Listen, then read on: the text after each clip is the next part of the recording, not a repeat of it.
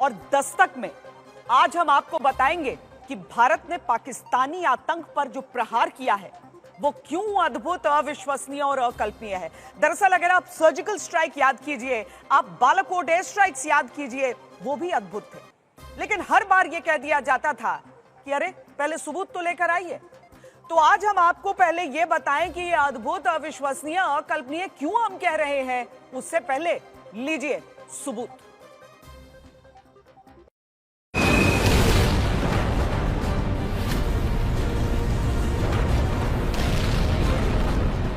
पाकिस्तान में घुसकर आतंक के 9 ठिकानों को जिस तरह से भारत ने ध्वस्त किया है और 100 से ज्यादा आतंकियों को ढेर कर दिया, आज पहले सबूत ही देख लीजिए, बात बाद में होगी। 9 टेररिस्ट कैंप्स को टारगेट किया गया और पूरी तरह से इसे बर्बाद किया गया।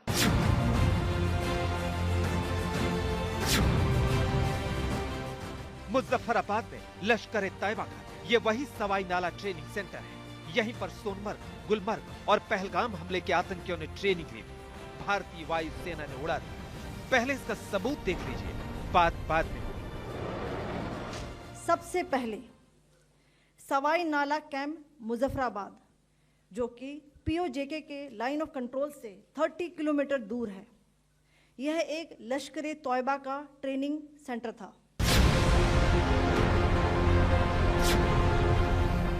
आतंक का वो कैंप जहां हथियार, विस्फोटक और जंगल में सर्वाइवल की ट्रेनिंग दी जाती है, क्योंकि पीएम मोदी ने कहा था मिट्टी में मिला देंगे, मिट्टी में मिला दिया। सबूत देखिए, बात बाद में होगी। अब आतंकियों की बची खुची जमीन को भी मिट्टी में मिलाने का समय आ गया है।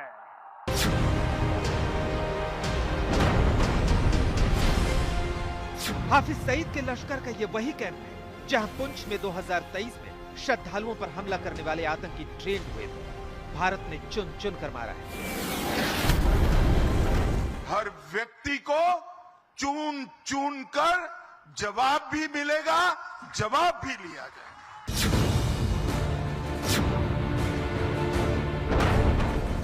इसी कैंप में आतंकियों को हथियार चलाना सिखाया जाता है। भारतीय वायु सेना ने इसे कैसे ध्वस्त कर दिया, पहले इसका सबूत देखिए, बात बाद में होगी।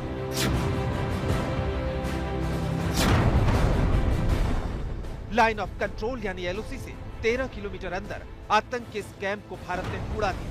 यहाँ फिदायीन तैयार होते थे। सबूत देख लीजिए, बात बाद में होगी। पाकिस्तान में आतंक के इस कैंप के अंदर मार्च 2025 में पुलिस के जवानों की हत्या करने वाले आतंकियों को ट्रेनिंग दी गई। भारत के बदले का सबूत ये देख लीजिए, बात बाद में होगी। इसी कैंप में पठानकोट हमले की प्लानिंग की गई। कैसे भारत ने उड़ा दिया, पहले सबूत देखिए, बात बाद में होगी। 26/11 मुंबई हमले के सबसे बड़े आतंकी अजमल कसाब और मास्टरमाइंड डेविड कोलमैन हेडली की ट्रेनिंग यही हुई। भारत ने कल्पना से भी परे हमला करके आतंक के इस ठिकाने को ध्वस्त कर दिया। और इस हमले की साजिश रचने वालों को उनकी कल्पना से भी बड़ी सजा मिलेगी। पाकिस्तान के बहावलपुर में घुसकर आतंकी मसूद अजहर के हेडक्वार्टर को ध्वस्त कर दिया। जैश के इस मरकज में आतंकियों की ट्रेनिंग के बाद भर्ती होती थी। भारत ने कैसे मसूद अजहर को खून के आंसू रुलाया है, पहले सबूत देखिए, बात बाद में।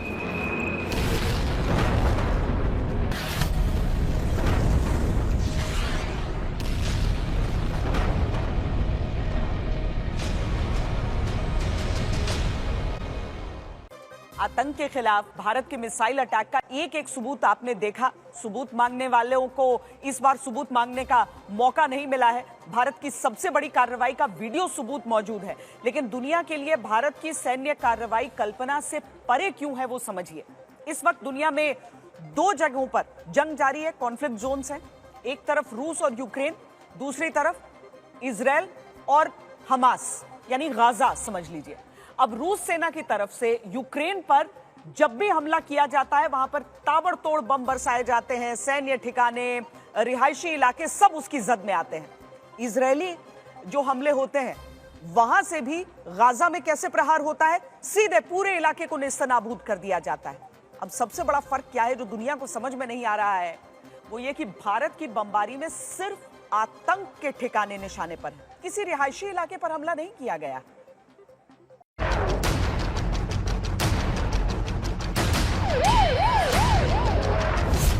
कल्पना से परे पाक पर सबसे बड़ा हमला।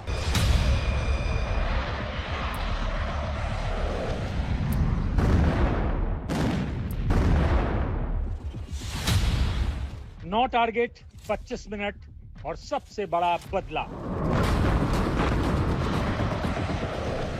आधी रात कुछ यूं भारतीय मिसाइलों ने पाकिस्तान और पीओके के 9 आतंकी ठिकानों पर एक साथ एक वक्त पर सबसे बड़ा बारूदी प्रहार किया। यकीन मानिए, आज से पहले आतंक के खिलाफ ना तो भारत की तरफ से ऐसी सैन्य कार्रवाई पहले की गई थी, ना ही दुनिया की किसी सेना ने एटमी शक्ति से लैस मुल्क के अंदर ऐसे व्यापक ऑपरेशन को अंजाम देने का जोखिम उठाया था। केंद्र सरकार ने ऑपरेशन सिंदूर को मंजूरी दी और फिर भारतीय सेनाओं ने पराक्रम की ऐसी वीर गाथा लिखी जो इतिहास के पन्नों में आतंक के खिलाफ सबसे हैरतअंगेज ऑपरेशन के तौर पर दर्ज हो गई।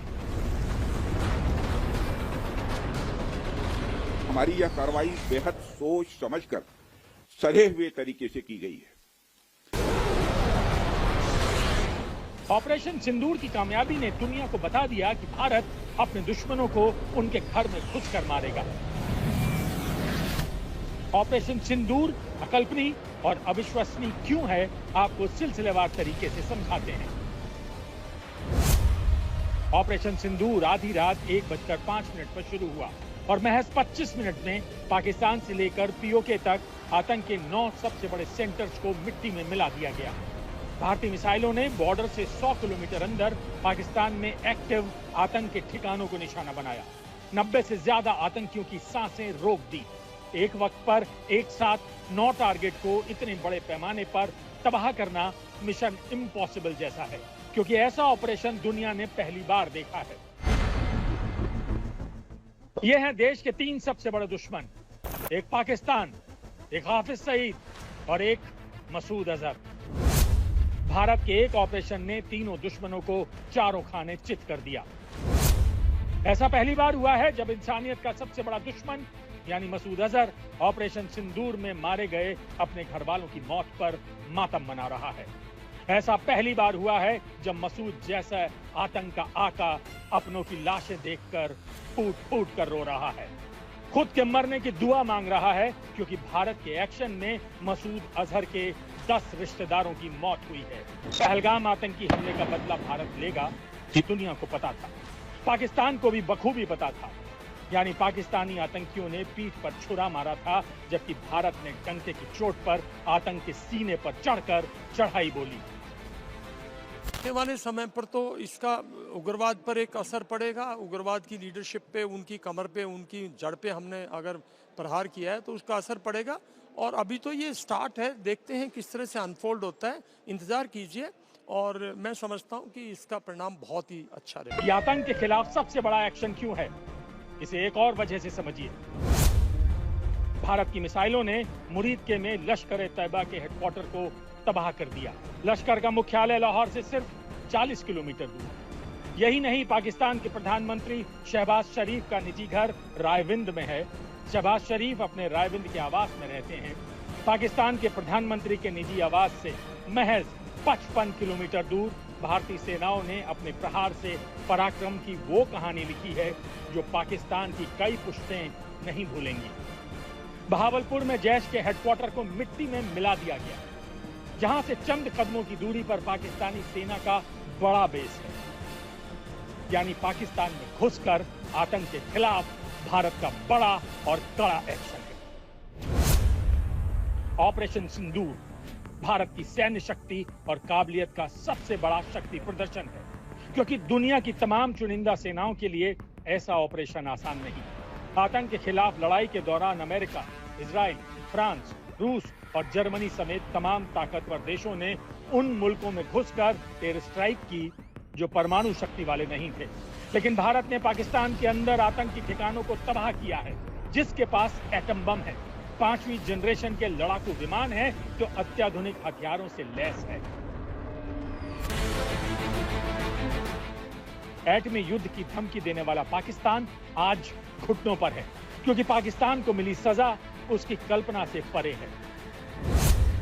उरी आतंकी हमले के बाद भारत ने बॉर्डर से चंद किलोमीटर दूर पीओके में सर्जिकल स्ट्राइक की।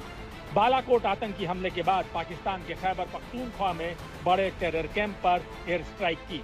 तब टारगेट सिर्फ एक था, लेकिन ऐसा पहली बार हुआ जब भारत ने एक साथ 9 आतंकी ठिकानों पर मिसाइल अटैक किया। आज तक ब्यूरो। और अब आपको दिखाते हैं भारत ने ऑपरेशन सिंदूर को कैसे अंजाम दिया, कैसे पाकिस्तान के अंदर घुसकर एयर स्ट्राइक करके आतंक के 9 बड़े और अहम ठिकानों को नेस्तनाबूद कर दिया। हमने एआई के जरिए ऑपरेशन सिंदूर का पूरा सीन क्रिएट किया है। कैसे वायुसेना ने पूरी तैयारी के साथ लड़ाकू विमान रफाल से पाकिस्तान में तबाही की पूरी कहानी लिख दी। आइए देखते हैं एआई के जरिए भारत ने हमला किया कैसे।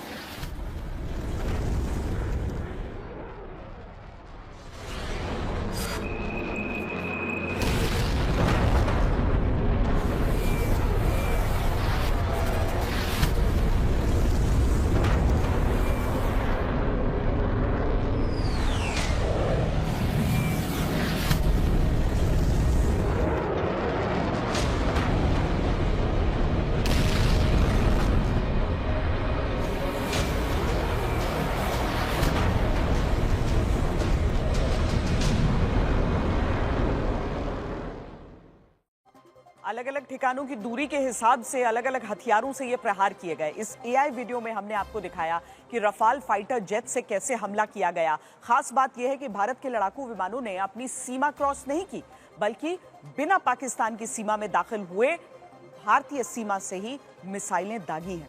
भारतीय वायुसेना के रफाल के आसपास सुखोई 30 MKI और मिराज 2000 विमान कवर दे रहे थे और फिर रफाल ने यहीं से मिसाइल फायर किए।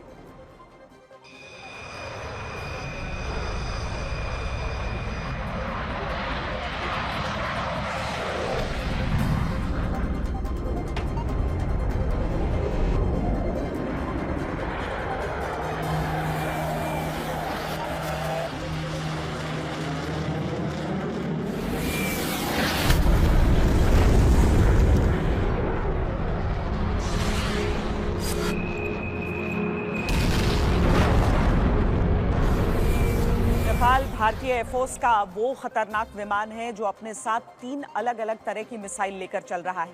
पहली है माइका जो 112 किलो वजनी है, दूसरी है मिटियोर जो 190 किलो वजन की मिसाइल है और तीसरी है स्कैल्प जो सबसे खतरनाक है, इसका वजन है 1300 किलोग्राम।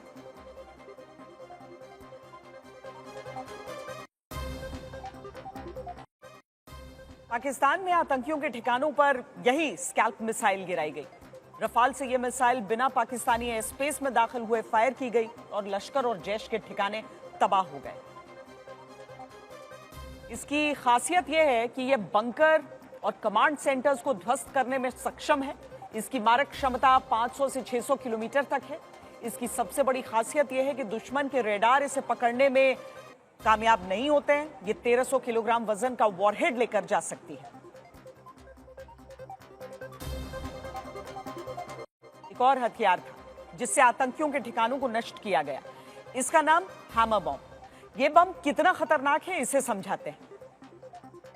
इसकी रेंज 60 से 70 किलोमीटर तक है। इसकी खासियत यह है कि यह एक साथ कई टारगेट लॉक कर सकता है।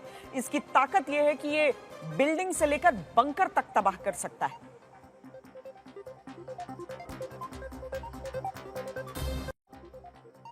लॉइटरिंग म्यूनिशन की भी बात हुई। अब ये कई तरह के हथियारों के संदर्भ में हो सकता है, लेकिन यहां पर जिक्र है ड्रोन का। और ड्रोन भी कौन सा? Kamikaze drone. ये ड्रोन क्या होता है कि इसे आप एक तरह से एक सुइसाइड ड्रोन, एक आत्मघाती ड्रोन समझ सकते हैं। ये ड्रोन सीधा अपने टारगेट पर जाता है और वहां जाकर उस टारगेट को खत्म कर देता है। इसे इजराइल की एरोस्पेस इंडस्ट्रीज ने बनाया, भारत में भी इसे विकसित किया गया है, भारत में इसका अपना वर्जन है। ये सुइसाइड ड्रोन्स ऑपरेशनल रेंज इनका 200 किलोमीटर तक होता है, हवा में 9 घंटे तक ये रह सकते हैं। और इस तरह से आज भारत की सेना ने पाकिस्तान के आतंकवादियों को मिट्टी में मिला दिया। पीएम मोदी ने पहले ही कह दिया था कि आतंकवादियों को उनकी कल्पना से भी परे सजा मिलेगी, और बात सिर्फ इतने पर नहीं रुकने वाली, क्योंकि भारत ने कह दिया है कि अब अगर पाकिस्तान ने वापस कोई हमला करने की कोशिश की तो फिर ऐसा जवाब दिया जाएगा कि वो याद रखेगा।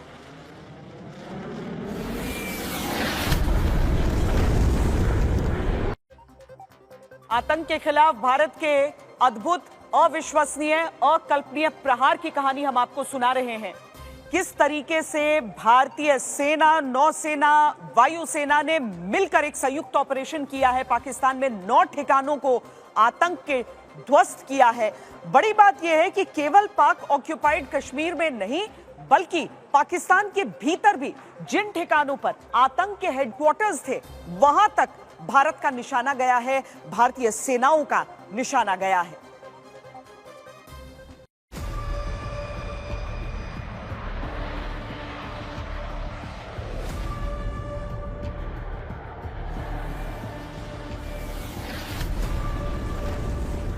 ऑपरेशन सिंदूर के सामने सबसे बड़ी चुनौती पाकिस्तान जैसे मुल्क के अंदर एक्टिव आतंकी ठिकानों को निशाना बनाने की थी। पूरा ऑपरेशन जोखिम भरा था, क्योंकि आतंक के खिलाफ भारत की कार्रवाई के बाद पाकिस्तान की तरफ से किसी भी तरह के हमले की संभावना से इनकार नहीं किया जा सकता था। यानी पूरे ऑपरेशन का दारोमदार सीमित वक्त में सटीक जानकारी और अचूक वार पर टिका था। जोखिम भरे ऑपरेशन का खाका 22 अप्रैल को हुए आतंकी हमले के बाद खींचा जाने लगा। हमले के चंद घंटों के बाद प्रधानमंत्री मोदी ने दहशतगर्दों को कल्पना से परे सजा देने का ऐलान किया। सबसे बड़ा चैलेंज पाकिस्तान के आतंक के ठिकानों के चयन को लेकर था, यानी भारत का टारगेट क्या होगा। दूसरी सबसे बड़ी चुनौती टारगेट को लेकर सटीक जानकारी की थी, क्योंकि भारत सिर्फ और सिर्फ आतंक के ठिकानों को निशाना बनाना चाहता था। ऐसे में सटीक जानकारी का अभाव पूरे ऑपरेशन की कामयाबी पर पानी फेर सकता था। ऐसे में रॉ को टारगेट और उससे जुड़ी जानकारी जुटाने का जिम्मा सौंपा गया। ऑपरेशन सिंदूर में पहला कदम टारगेट सेट करना था और इसकी जिम्मेदारी रॉ को दी गई। रॉ ने पाकिस्तानी सेना के गढ़ पंजाब में 4 टारगेट सेट किए, जिसमें 2 बड़े हेडक्वार्टर, पहला बहावलपुर में जैश ए मोहम्मद का हेडक्वार्टर और दूसरा मुरीद के में लश्कर के हेडक्वार्टर को चिन्हित किया गया। इसके अलावा पाकिस्तान के कब्जे वाले कश्मीर में 5 आतंकी जो अड्डे और ट्रेनिंग कैंप थे उन्हें सेट किया गया। इस तरह से कुल मिलाकर 9 टारगेट सेट किए गए। उनकी पूरी जानकारी, उनके कोऑर्डिनेट्स, उनके फोटोग्राफ, सब कुछ मिलाकर एक डिटेल्ड डोजियर तैयार किया गया। और उसके बाद अगले कदम की शुरुआत हुई जब सेना ने इनके खिलाफ कार्रवाई की। मिशन का पहला कदम टारगेट का चयन था, और जैसे ही मिशन का पहला चरण पूरा हुआ, दूसरा शुरू हुआ। तय हुआ पीओके और पाकिस्तान के टेरर कैंपों पर हमला होगा। 9 टारगेट तय होने के बाद हमले के विकल्पों पर मंथन शुरू हुआ। हमले के सैन्य विकल्पों पर प्रधानमंत्री ने तीनों सेनाओं से चर्चा की। तीनों सेनाओं की तरफ से हमले के कई विकल्पों का सुझाव आया। कई अहम बैठकों के बाद मिसाइल हमले के विकल्प को चुना गया। तय हुआ कि फाइटर जेट से बिना सरहद पार किए हमला होगा। ऑपरेशन सिंदूर में वायुसेना और नौसेना का इस्तेमाल होगा। टारगेट और तारीख तय होने के बाद मिशन के तीसरे स्टेप को लेकर मंथन शुरू हुआ। यानी हिंदुस्तान के एक्शन के बाद अगर पाकिस्तान पलटवार करता है तो भारत क्या करेगा। पाकिस्तानी सेना के गढ़ में घुसकर लश्कर और जैश के आतंकी ठिकानों को नेस्तनाबूद करने के बाद भारतीय सेनाओं को इस बात की पूरी आशंका थी कि पाकिस्तानी सेना जवाबी कार्रवाई कर सकती है और इसको लेकर भी भारतीय सेना ने एक पूरा प्लान तैयार किया हुआ है। बात चाहे समंदर में भारतीय नौसेना की तैनाती की हो या फिर आसमान में पाकिस्तान से लगने वाली पूरी सरहद पर भारतीय सेना के तमाम जो आधुनिक लड़ाकू विमान हैं, रफेल, सुखोई, मिराज, सभी लगातार एयरबोर्न हैं। इसके साथ ही अगर ज़मीनी सरहद की बात की जाए तो पाकिस्तानी तोपखाना और आर्टिलरी की फायरिंग का भी भारतीय सेना लगातार मुंहतोड़ जवाब दे रही है। ऑपरेशन सिंदूर के तीनों चरण तय हो गए, यानी टारगेट, अटैक और डिफेंस। इसके बाद 6 और 7 मई की दरमियानी रात को भारतीय सेना ने चुने हुए सभी 9 टारगेट्स पर मिसाइल अटैक किया। भारत का हमला एकदम सटीक और अचूक रहा। भारत में आतंक की सप्लाई करने वाले लश्कर और जैश के आतंकी मुख्यालय को मिट्टी में मिला दिया गया।